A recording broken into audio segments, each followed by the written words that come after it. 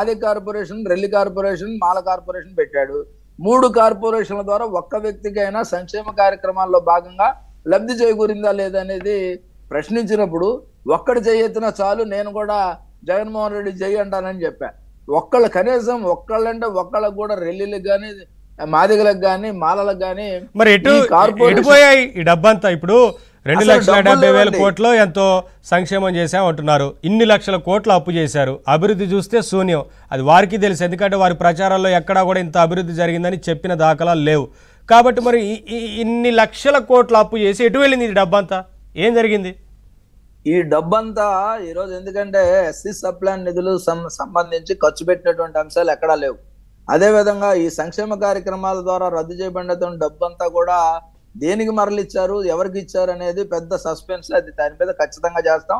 దాంతోపాటు ఇందాక శ్రీనివాస్ గారు నాకు సవాల్ అది, ఎందుకంటే ఆయన ఆవేదన కాదు, ఆక్రోషం కాదు, లేకపోతే ఈ భవిష్యత్తు పాడవుతుందని ఆందోళన అయితే ఉంది ఆయన మాటల్లో, నాకు అర్థమైంది. ఖచ్చితంగా జవహర్ రెడ్డి కాదు, వాళ్ళ తాత వచ్చినా కానీ వాళ్ళ మీద ఎంక్వైరీ నేను పట్టుబట్టి వేయించే బాధ్యత నేను తీసుకుంటా. ఎందుకంటే చంద్రబాబు నాయుడు గారికి చాలా స్పష్టంగా చెప్పాము, అధికారుల విషయంలో మనం ఈ విధంగా ఉంటే రాబోయే రోజుల్లో ఈ రాష్ట్రానికి శాపంగా ఉంటది, ఈ రాష్ట్ర భవిష్యత్తుకి అడ్డంకిగా ఉంటది. ఖచ్చితంగా వీళ్ళందరినీ కూడా, ఎందుకంటే మొన్న కూడా అనేక సందర్భాల్లో మా వాళ్ళు మాట్లాడారు, ఎక్కడి నుంచో రావడం, డిప్యుటేషన్లో రావడం, డిప్యుటేషన్లో పూర్తిగా జగన్మోహన్ రెడ్డికి తాబేదారులుగాను, గుత్తేదారులుగాను, లేకపోతే ఇంకో రకంగా మాట్లాడటం. ఒకవేళ ఇక్కడ ప్రభుత్వం మారుతుందని మళ్ళీ బ్యాక్ టు పెవిలియన్, వాళ్ళు అక్కడికి వెళ్ళిపోతున్న పరిస్థితి. ఇలాంటి పరిస్థితుల్లో కేంద్రం కూడా జోక్యం చేసుకోవాల్సినటువంటి అవసరం ఉంది. కేంద్రం ఇప్పుడు బీజేపీ మా కూటమిలో ఉంది, మరి సిఎస్ జవహర్ రెడ్డి అలా చేస్తా ఉంటే ఆ పెద్దలు కూడా ఆలోచన చేయాలి. కనీసం ఈ 2 రోజులన్నా తప్పిస్తే ఈ రాష్ట్రంలో ఖచ్చితంగా ఏదైతే ఉందో అది అమలవుతుంది. దాంతోపాటు జవహర్ రెడ్డి అనే వ్యక్తి పక్కకు పోయినంత మాత్రాన లేదు, ఈరోజు ఫకీరప్ప ఎవరు లాంటి వాళ్ళు ఎస్పీలు మారినా ఈ రాష్ట్రంలో ఉన్నటువంటి వ్యవస్థల్లో ఇంకా వేళ్ళు ఉన్నాయి. ఆ వేళ్ళు కూకటి వేళ్లతో పెకిలించాలి తప్ప కొమ్మలు నరిగితేనో మొదలు నరిగితేనో ఈ వ్యవస్థలో జగన్మోహన్ రెడ్డి నాటినటువంటి విషవృక్షం. ఎందుకంటే ఈ రాష్ట్రాన్ని ఒక కల్పవృక్షంగా తయారు చేసినటువంటి చంద్రబాబు నాయుడు గారు ఇది వచ్చిన తర్వాత కల్పవృక్షాలను కొట్టేసి విషవృక్షాలని పెంచి పోషించేసి ఈరోజు కొమ్మలేదో కొడతాం లేకపోతే ఇంకోటి చేద్దామంటే కాదు, కూకటి వేళ్లతో పెగిలించి వ్యవస్థని గాడిలో పెట్టాల్సినటువంటి బాధ్యత మాకు ఖచ్చితంగా. కానీ జగన్మోహన్ రెడ్డి గారేమో ఎన్నికలు సజావుగా జరిగే ఆలోచన కనపడడం లేదు, అధికారులని బదిలీలు చేస్తా ఉన్నారు, మారుస్తా ఉన్నారు అంటూ వారు మాట్లాడుతున్నారు. ఇదేంది? అది గద్గద స్వరంతో ఒక సానుభూతిని క్యాష్ చేసుకోవడంలో అతనికి పెట్టింది పేరు. ఎందుకంటే కోడికత్తి డ్రామా గానీ, గులకరాయి గాని, బాబాయ్ హత్య గాని, వాటన్నిటితో పాటు ఈరోజు గద్గద స్వరం అనేది మీరు వినుంటారు నవీన్ గారు. ఆయన స్వరంలో ఒక ఆందోళన కనపడుతున్నట్టుగా ప్రజలకు తెలియజేయటం అంతే తప్ప నిజంగా వాస్తవంగా జగన్మోహన్ రెడ్డికి భయం లేదు. ఎందుకంటే జగన్మోహన్ రెడ్డి బ్లడ్ లోనే హత్యలు, అత్యాచారాలు, లేకపోతే దోపిడీలు, లేకపోతే దాడులు ఇవన్నీ కూడా అతనికి కొత్త ఏం కాదు. ఆయన భయం అంతా ఏంటంటే అధికారం పోతుంది, ప్రజల నుంచి సానుభూతి పొందాలంటే నేను ఏడవాలి. ఎందుకంటే కత్తితో పొడిచినప్పుడు అది చూపించాడు, ఇక్కడ ఎవడో డాక్టర్లు పని చేయలేదు, హైదరాబాద్ పోయాడు, మొన్న గులకరాయికి 10 రోజులు కట్టుకున్నాడు. ఆ గులకరాయి తగిలిందో లేదో కూడా, అసలు ఏం గీసుకుపోయిందో కూడా భగవంతుడికే తెలియాలి. అదేవిధంగా గొడ్డలతో చిన్నాన్న చంపింది నారాసుర రక్త చరిత్రను పెద్ద బ్యానర్ ఐటమ్ వేశారు.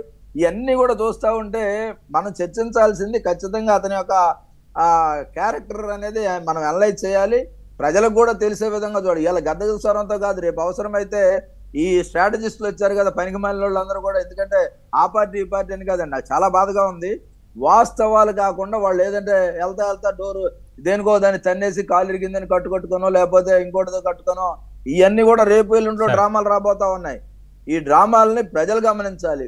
ఏం రాబోతుంది ఈ డ్రామాలు? సార్ ఇప్పుడు ఈ సింపతి కార్డులు అన్ని సార్లు పనిచేయవు, ఒక్కసారి కంటే పనిచేసింది. ఈసారి ప్రజలందరికీ అంతా నవీన్ గారు, నేను మీతో ఏకీపించలేను. ఎందుకంటే సింపతి అనేది, సానుభూతి అనేది ఆంధ్రప్రదేశ్ ప్రజలకి అయ్యో పాపం అనే ఒక క్యారెక్టర్ ఉంది. వీళ్ళ డిఎన్ఏ ఒకసారి మోసపోయారు కదా, మళ్ళీ పని చేయమంటున్నా అని కాదండి. వీళ్ళ క్యారెక్టర్ ఎలా ఉంటుందంటే, నేను వేరే రకంగా కాదు, ప్రజలతో నేను బాగా క్లోజ్ గా కొంతమంది అసోసియేట్ అయిన సందర్భంలో వాళ్ళది ఎలా ఉంటుందంటే, ఒకసారి మోసపోతే మోసం చేసినట్టు తప్పు, రెండోసారి మోసం చేసినట్టు తప్పు, మూడోసారి అయితే కదా మాది తప్పు అవుద్దనే ఆలోచనతో వీళ్ళు ఉన్నారు.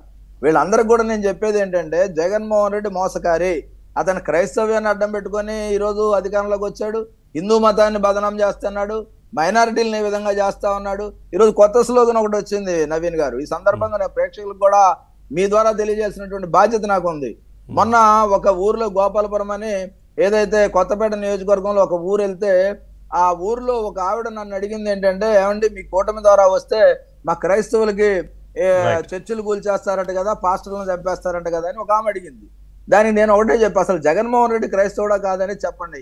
10 ఆజ్ఞలు అనేవి ఉన్నాయి. 10 ఆజ్ఞలు ఎప్పుడన్నా అతను చేశాడా? దాంతో పాటు ఇప్పుడు మీకు ఎవరైతే పాస్టర్ చెప్తా ఉన్నారో ఆ పాస్టర్ కూడా నా మాటకు ఒకటి చెప్పండి అమ్మా.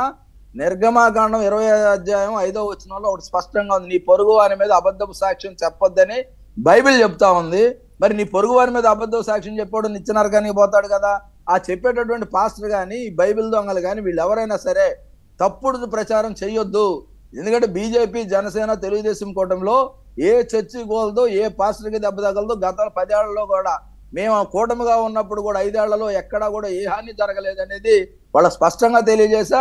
దాంతోపాటు అలాగనుకొని పొరపాటుగా ఎవరైనా హిందువులు మోసపోయి మావాడే జగన్ అనుకుంటే అది కూడా తప్ప. అతను హిందూ కాదు, ఏ రోజు ఆచారాలు చేయలేదు, చెప్పులు వేసుకొని వెంకటేశ్వర స్వామి గుడిలో వెళ్ళాడు. భార్యాభర్తలు ఇద్దరు వెళ్ళేప్పుడు పట్టు వస్త్రాలు సమర్పించలేదమ్మా అని కూడా చాలా స్పష్టంగా చెప్పాను. మీ ద్వారా కూడా ప్రజలకు నేను చెప్పదలుచుకుంది ఏంటంటే, మతాన్ని అడ్డం పెట్టుకొని, మా ప్రజల బలహీనతను అడ్డం పెట్టుకొని సానుభూతి ద్వారా అతను అధికారంలో రావడానికి ప్రయత్నం చేస్తా ఉన్నాడు. ఇది నమ్మొద్దని, గుంటనక్క వ్యవహారం, తోడేలు వ్యవహారం కనుక దయచేసి ప్రజలు ఎవరు కూడా నమ్మొద్దని మనం చేస్తాం.